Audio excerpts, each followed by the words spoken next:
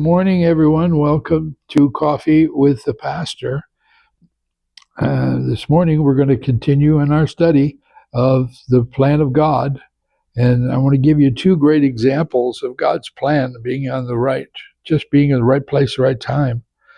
In Joshua chapter 4, if you remember, they put stones on the far bank of the Jordan River, and they stood there as a memorial so that when people saw them, one from each of the 12 tribes, they would recognize that God had delivered them and brought them into the promised land.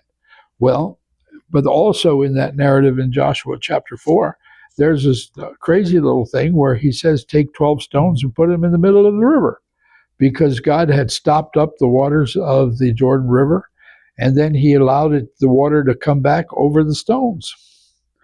Well, that's crazy, except 2,700 years later, that's 2,700, not 27, not 270, it's 2,700 years later, John the Baptist would be standing in John chapter 1. He would at the place called Bethabara, which means house of the crossing or house of the fording of the river.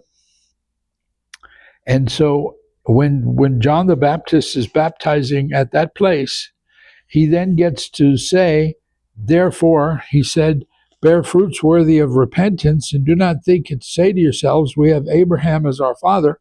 For I say to you that God is able to raise up children to Abraham from these stones. What stones? The stones that Joshua had put in the river. And now it makes sense, but 2,700 years later, God fulfills the plan. And then let's look at Joseph. Now, Joseph is an amazing character. He's sold by his brothers. He's a little snotty teenager and trying to get his brothers in trouble. And they sell him to the Ishmaelite traders. And then he gets sold into the house of Potiphar, the captain of Pharaoh's guard. And you say, that's terrible. And you say, no, that's good. What do you mean that's good? Well, that's good because he worked for Potiphar and he was such a trustee. When Potiphar's wife accuses him of being an attempted assault, I don't think Potiphar believed her, because he puts Joseph in Pharaoh's prison. Now, if he had believed that he was unfaithful, he probably would have executed. Remember, Joseph is a slave, so he has no rights, and he would have been executed. So he's in jail in the Pharaoh's prison. You say, oh, that's bad. And you say, no, that's good, because he meets the butler and the baker out of Pharaoh's court and correctly prophesies who will live and who will die and what the nature of their dreams are. And then he does something terrible. He asked the butler to remember him.